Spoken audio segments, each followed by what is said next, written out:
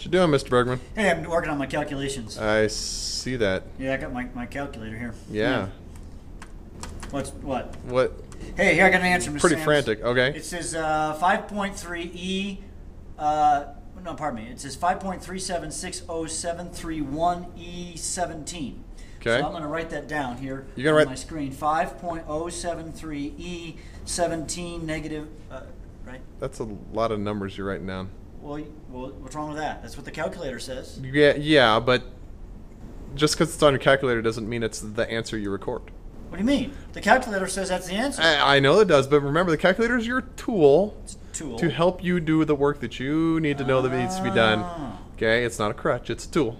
Okay. Okay. Now, when we make measurements, we're limited by the accuracy of our least accurate device. Yeah. Not by calculator. Not by your calculator. Yeah. That's not the least accurate device. So guys, the key here on this podcast is that we're going to be doing calculations with our calculators, but our calculator is going to give us the wrong answer. Right. So we're going to have to know how to round it to the appropriate number of significant figures. Correct. And as we do that, we will be able to write down the correct answer.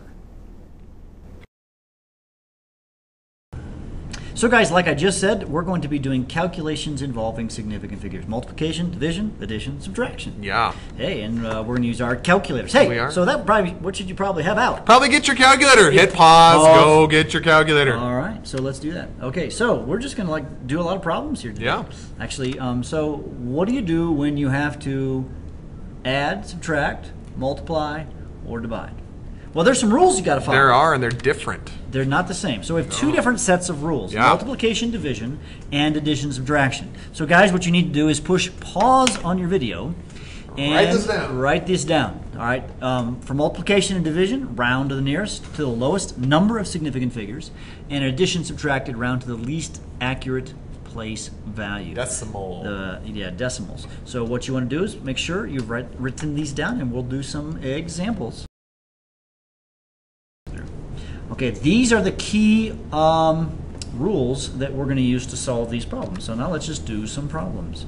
All right, so let's say I have 5.023, and I'm going to add to that 0.1564. Okay. So Mr. Sams, you're going to do that on the calculator. 5.023 plus 0.1564. All right. What's the calculator say? Calculator answer says 5.1794. And that, of course, is wrong. Correct. The calculator's wrong? The calculator's wrong. I cannot believe it. The calculator's wrong. Yes, we have rules for rounding when we add significant digits. So let's go back and look at that rule for a second. What was that rule? The rule was... Add or subtract, we round to the least accurate place value, or the least number of decimal places. So the least number of decimal places is this 3 right the here. first number, which has 3 decimal places. This is the 10ths place, Yep. the 100ths place, and the 1000ths place, and then this is the 10,000ths place. The problem is this first one was measured with a poor measuring device, or poorer, that's not bad. Yeah, that's not bad. And when I measure, I don't know what this number is. This Right. number is a mystery to me. I don't know what it is. It Right. could be a 2, a 3, who knows? Right, so since that number is a mystery to us, our final answer cannot have any certainty of that The last decimal 10,000th place. place. So we're going to round this number to this place right here. Now, Right. this number right here is a 4. That number is somewhat significant in the sense that it helps us round. A 4 does not round the answer, so the real answer is 5.179. Right, we need 3 decimal places in our answer because the one with the least had That is 3. correct. All right, let's do another one. All right. Let's say... Clear my calculator. Okay, clear the calculator. Good call. Let's do kind of a weird one, Mr. Sams. What Okay. if I say 500 plus 78? Okay. All right. 500. Do you really need a plus calculator for this, Mr. Sams? 78. Well, I'm just doing what our students are going to do. All right. They're going to put that in their calculator. In my book, can just do it I don't think I even need to look at your calculator. No. I think it's 578. All right. And that, of course, is what my calculator would tell me. Yeah. But you know what? Mm, It's wrong.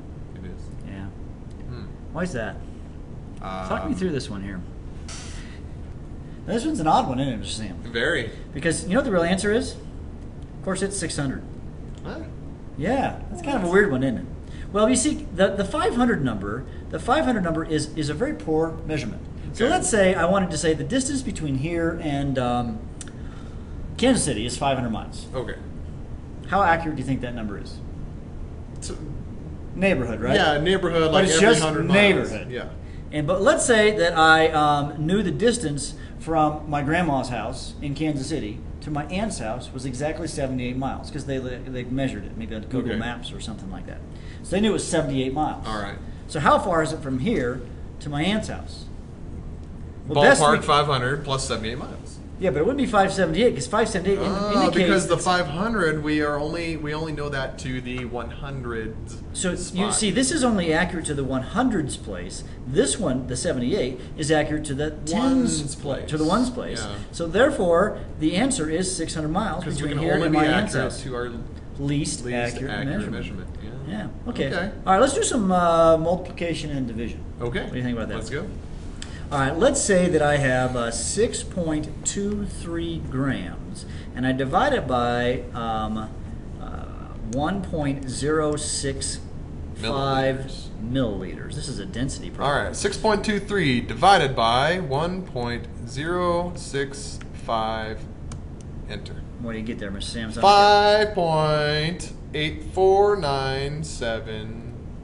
5.849765258.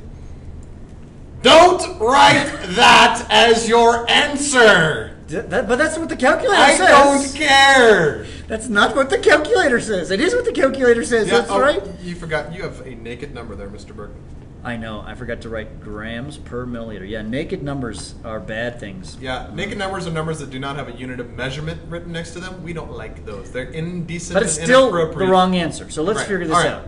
Now, we're doing a division problem. So Right. when you divide, you go with the least number of significant digits. figures, right. So 6.23 has 3 significant digits. 1.065 has 4. That 0 right there counts as a captive 0. Right. You're only as good as your Least. accurate measurement, which would be the 3 significant Right, digits. so our number needs 3 significant So figures. the first That's significant digit would be, well, the 5. 5, and then Yep. after that would be the 8. 8. And lastly, there would be the 4. Right, now, be careful. Look, even though we want 5.8, wait, is it going to be a 4 or is it going to be a 5? Notice we have to that look at the next digit. The next digit is a 9. 9, that means we're going to round up. So that'd be 5.85 5 grams per milliliters. Good. Do not write the calculator answer. No, never. All right. All right. Never. Yes. All right. Let's do another one. How about one with scientific notation? Ooh, Ooh. sounds fun. How about I have? How do you count sig figs in scientific notation, Mr. Bergman? Well, I'll show you. Okay. Let's do that. That's Let's important. do- yeah. Let's say that I have 2.17 times 10 to the 23rd molecules. And then I divide that by 6.02 times 10 to the 23rd molecules per mole. You've used that number before. Yeah, it's an important number in chemistry. It is You're an going to see important that. So, Mr. chemistry Sams, could you do All that right. on the calculator? Here we go. 2.17 second EE. Oh, the EE button. 23 divided by 6.02 second EE. 23. And what's that calculator tell? Calculator answer: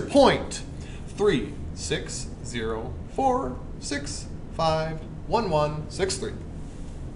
The units on this, by the way, will be moles. Moles. We'll learn about that later and how the units work. But I see a lot of numbers. There are a lot of 3604.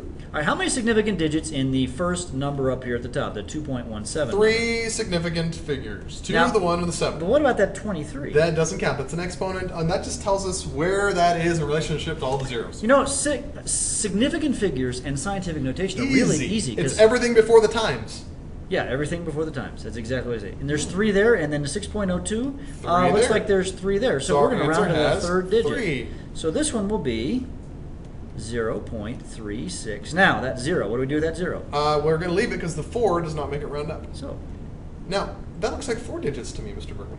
Or maybe 2, or how do I... what do you mean? well, That in the 0 front? there is significant. That is. Wait, why is that 0 significant at the end? Because it's a trailing 0 and there is a oh, decimal. and there's a decimal. And what about that one in front? Well, you know, that one doesn't... you might have in your math class just called that .360. Oh. And...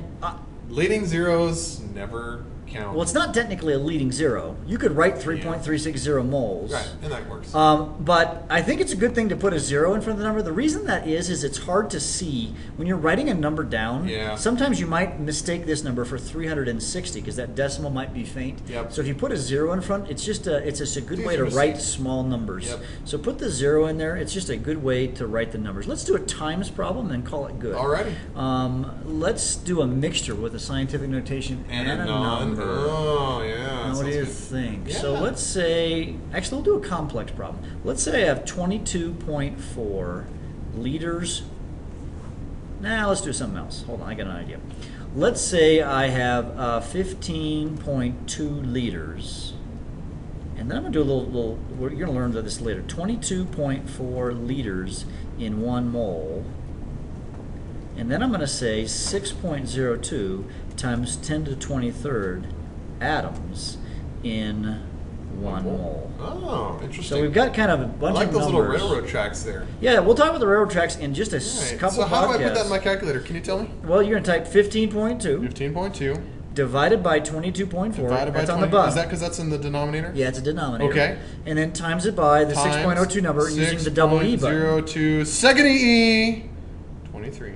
And you get some weird number. I get 4.085 E23.